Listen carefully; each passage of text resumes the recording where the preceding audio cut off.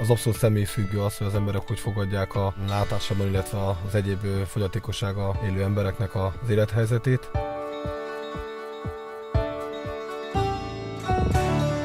Az embereknek az elejénél egyfajta távolságtartás jellemző.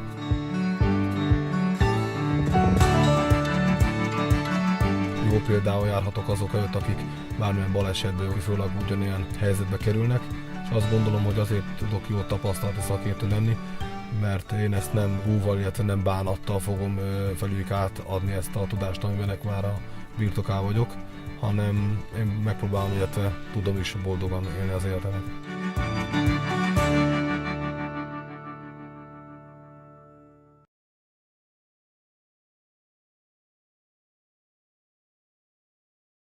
Nem adom fel alapítvány.